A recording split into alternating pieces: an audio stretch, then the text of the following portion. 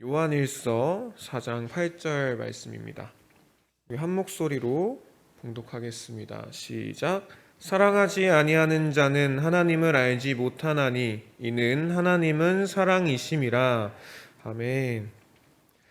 하나님은 어떤 분이실까요? 오늘 말씀에서는 하나님이 사랑이시다 그렇게 말씀하고 있습니다. 새 번역으로 읽어드리면요, 사랑하지 않는 사람은 하나님을 알지 못합니다. 하나님은 사랑이시기 때문입니다. 하나님이 이 말씀처럼 사랑이시라면 그 사랑에 대해서 우리가 알아야 하나님이 어떤 분인지, 또 우리가 어떤 사랑을 알아야 하는지도 알 수 있을 것입니다. 그렇다면 이 하나님의 사랑은 어떤 모습일까요? 우리가 어항을 하나 가지고 있다고 한번 생각해 봤으면 좋겠습니다. 이 어항에는 물이 아주 가득 차 있습니다. 얼마나 가득 차 있냐면은 물 한 방울도 더 못 들어갈 만큼 이미 가득 차서 볼록해서 넘치기 직전인 그런 상태입니다.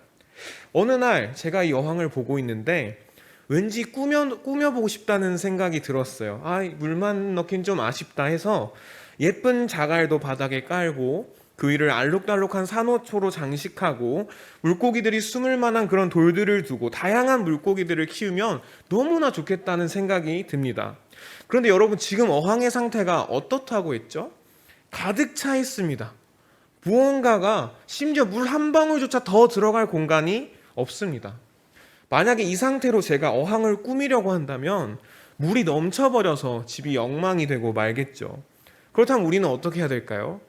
이 물을 좀 비워내야 할 겁니다. 무언가가 더 들어갈 수 있도록 물을 비워줘서 어항 안에 공간을 만들어줘야 합니다. 그러고 나서야, 공간을 확보하고 나서야 우리가 비로소 이 어항을 꾸밀 수 있을 거예요. 하나님께서 이 세상을 창조하실 그 준비를 하던 모습이 바로 이 어항 비우기와 같다고 할 수 있습니다. 여기서 우리는 하나님이 어떤 분이신가에 대해서 한번 생각해 볼 필요가 있을 것 같아요. 디모데전서 1장에 보시면 하나님을 이렇게 고백합니다. 영원하신 왕, 곧 없어지지도 않고 보이지도 않는 오직 한 분이신 하나님께 존귀와 영광이 영원 무릉토록 있기를 빕니다. 아멘. 하나님은 영원하신 분입니다. 그러니까 하나님은 무한하신 분이라는 거죠. 하나님은 영원하시고 또 이 공간이라는 그 제약을 받지 않는, 공간이 담을 수 없는 너무나도 크신 분입니다. 다시 말하면 하나님은 시간에 구속되지 않으시고 공간의 제한도 받지 않는 분이신 거죠. 이렇게 시간과 공간을 초월하는 것에 대해서 우리는 무한하다 그렇게 표현을 합니다. 이 무한한 상태가 바로 이 어항의 상태와 같습니다. 무언가가 더 들어갈 수 없는, 언제나 하나님으로 가득 차 있고 어딜 가나 하나님이 계시는 그 무한한 상태, 그것이 바로 이 세상이 만들어지기 전의 모습이라고 할 수 있을 것입니다. 하나님은 바로 그 가득 찬 공간에 이 세상을 창조하시기로 결심하신 것이죠. 우리가 어느 날 어항을 예쁘게 꾸며보려고 마음을 먹었던 것처럼 하나님께서 보시기에 좋은 모습으로 세상을 창조하시기로 결정하십니다. 그러기 위해서는 하나님은 창조를 위한 공간을 마련하셔야 했죠. 우리가 어항을 꾸미기 위해서 이 어항을 좀 비워냈던 것처럼 말이죠. 그런데 우리가 생각해 봤을 때 이미 우주는 무한하신 하나님으로 가득 차 있잖아요. 무한이란 상태에서 우리 같은 유한한 존재는 들어갈 틈이 없죠. 그렇다면 하나님은 어떻게 그 공간을 마련하실까요? 하나님의 창조에 대해서 이야기하는 창세기 1장의 시작 부분을 보면 태초에 하나님이 천지를 창조하셨다. 땅이 혼돈하고 공허하며 어둠이 깊음 위에 있고 하나님의 영은 물 위에 움직이고 계셨다. 무한이란 어떤 상태라고 했죠? 시간과 공간을 초월한 상태라고 했습니다. 그런데 이 말씀을 보니까 태초에라는 어떤 한 시점이 등장하죠. 시간이 존재하는 것입니다. 또한 혼돈하고 공허하고 어두운 공간이 등장하죠. 그런데 그 시간이 흐르는 장소에 하나님께서 움직이고 계신다, 그렇게 말씀하고 있습니다. 즉, 시간과 공간을 초월하시는 하나님께서 그 시간과 공간 속으로 친히 들어오신 것입니다. 다시 말하면 하나님께서 스스로에게 제한을 두신 것이죠. 무한이라는 가둘 수 없고 제한할 수 없는 자신에게 한계를 거신 것입니다. 그래서 자신을 비워내시고 그렇게 이 세상을 만들어낼 수 있는 공간을 자기 안에 만들어내신 것이죠. 이 세상을 창조하시기 위해서 하나님 자신이 그런 불편을, 그런 고난을 기꺼이 감수하셨다는 것입니다. 이것은 마치 어머니가 아이를 뱃속에 품는 것과도 같다고 할 수 있겠습니다. 어머니는 아이를 품기 위해서 자신의 그 몸 안에서 아이를 위한 공간을 마련하죠. 이렇게 임신을 하게 되면 어머니는 일상에서 불편함을 감수하게 됩니다. 임신으로 인해서 신체 변화를 겪으면서 소화불량, 피로 등 다양한 고통을 겪고요. 또 뱃속의 아이로 인해서 먹을 수 없는 음식들도 생깁니다. 그래서 자유롭게 먹지도 못하죠. 또 배가 불러올수록 거동이 불편해져서 마음껏 움직일 수도 없게 됩니다. 그런데 어머니라는 존재는 그런 고통을 들어왔음에도 또 경험했음에도 아이를 가지기를 결심합니다. 그 불편함을 감수하는 이유가 뭘까요? 태어날 그 아이를 사랑하기 때문에 감당할 수 있는 것입니다. 여기서 우리는 하나님께서 이 세상을 창조하시는 그 동기가 무엇인지를 발견할 수 있습니다. 바로 사랑입니다. 왜 무한하신 하나님이 스스로에게 시간과 공간이라는 제한을 두시면서까지 이 세상을 만들려고 하셨을까요? 왜 그렇게까지 창조의 자리를 마련하고자 하셨을까요? 하나님께서는 그분이 만들 그 세상을 너무나도 사랑하셨기 때문입니다. 창세기에서는 이렇게 말씀하고 있죠. 하나님이 손수 만드신 모든 것을 보시기에 참 좋았다. 이 세상을 향한 하나님의 열망이 이렇게나 컸기에 이 세상을 만드시고 나서 너무나도 좋아하실 만큼 이 세상을 사랑하셨기에 하나님은 친히 자신을 비워내셔서 이 세상을 위한 자리를 마련하셨던 것입니다. 그래서 하나님께서 이 창조를 통해서 우리에게 보여주시는 사랑은 자기를 제한하시는 것입니다. 이 세상을 얻기 위해 자기를 비워내시고 희생하시는 사랑입니다. 이것이 하나님께서 우리에게 보여주시는 첫사랑의 모습입니다. 다시 어항 얘기로 돌아가 보려고 합니다. 물이 꽉 차 있던 어항을 비워내고 자갈을 깔고 산호초를 심고 돌멩이도 넣고 예쁘게 꾸며서 물고기와 가재들을 잔뜩 넣어놨습니다. 너무나 예쁘게 꾸며져서 흡족해 하고 있는데 어느 날 보니까 가재가 물고기를 잡아먹어 버렸어요. 이 물고기가 죽은 것도 속상한데 더 큰 문제는 물고기가 죽음으로 인해서 이 물이 썩기 시작했다는 것입니다. 이대로 내버려두면 어항 속에 그 죽은 물고기 한 마리뿐만 아니라 모든 생명체가 다 죽게 될 수밖에 없겠죠. 너무나 내가 공들였고 희생하면서까지 만들어낸 이 어항 속 생태계인데 그렇게 멸망하도록 두고 볼 수는 없는 일입니다. 그렇다면 우리는 어떻게 해야 할까요? 어항을 깨끗하게 청소해야 하겠죠. 다시 한번 어항을 비우고 깨끗한 물로 채워주어야 그 어항 속 생물들이 계속해서 살 수 있을 것입니다. 하나님께서 우리 예수님을 이 세상에 보내신 것이 바로 이 어항을 다시 한번 비우는 것 같다고 할 수 있겠죠.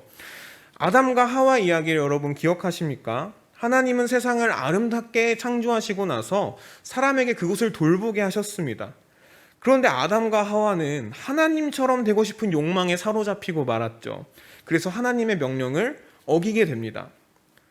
하나님께서 우리 사람에게 바라셨던 것은 하나님의 마음으로 그 세상을 돌보는 거였는데 사람이 그 하나님의 명령을 어김으로, 다시 말해서 사람이 하나님과 다른 마음을 갖게 되므로 그 관계가 무너지게 된 것입니다.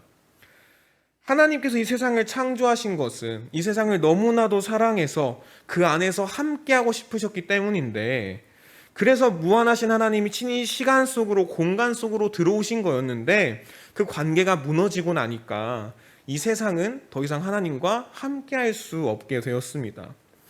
성경은 이 모습을 두고 이 세상이 하나님을 두고 바람을 피웠다고 표현하죠.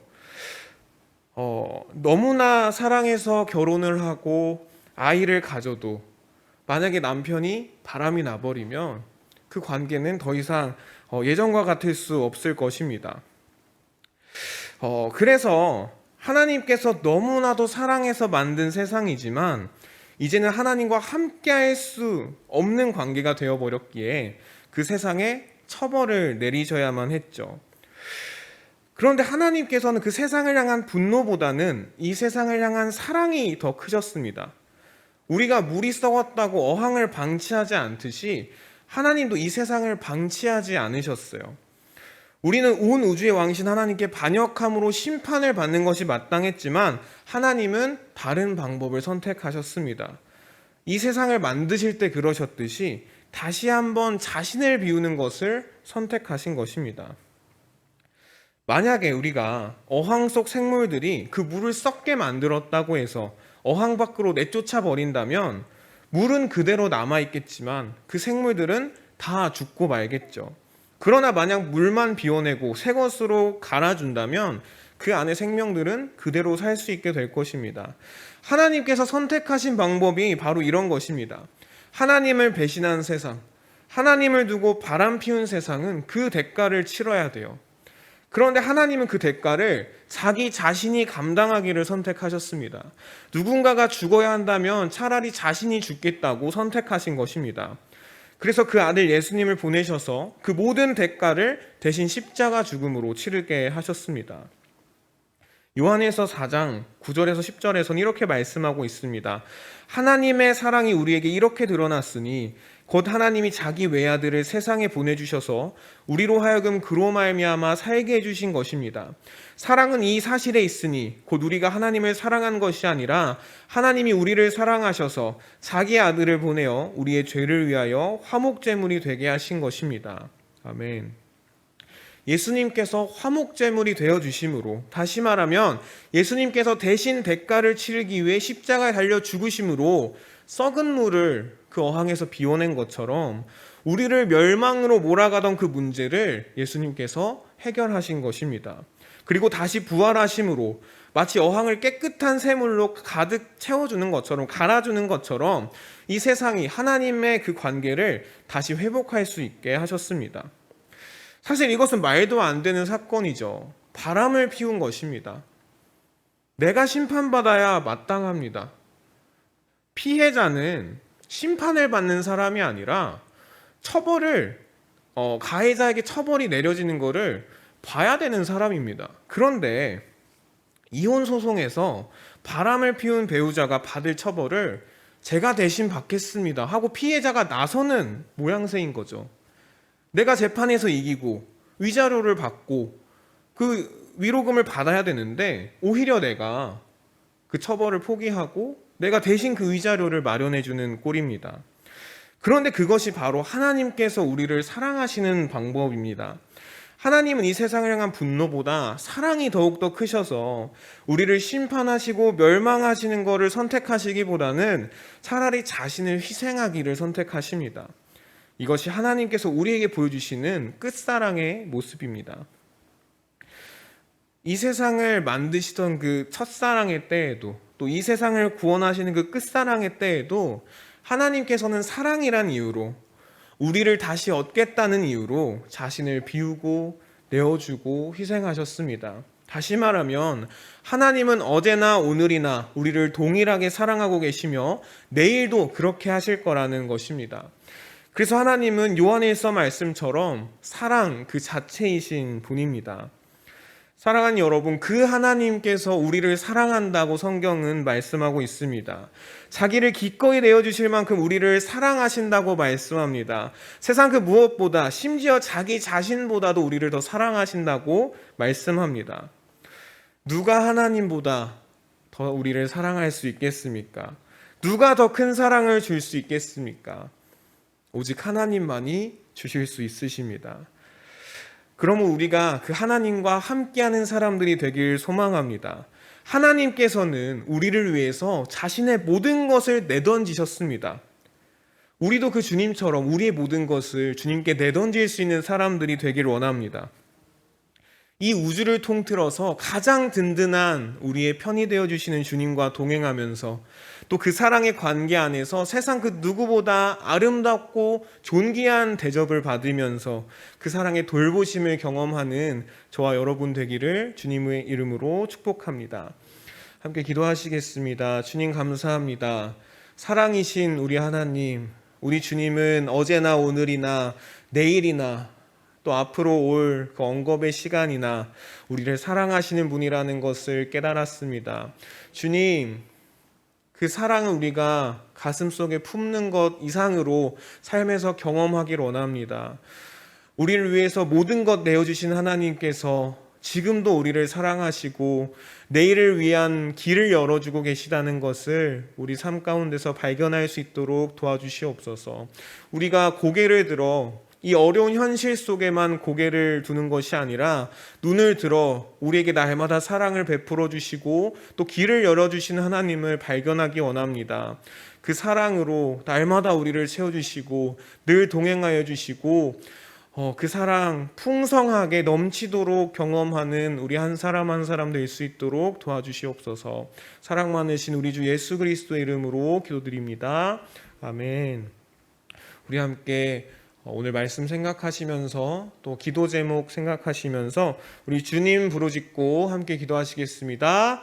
주님, 주님 함께 하시옵소서. 주님 도우시옵소서.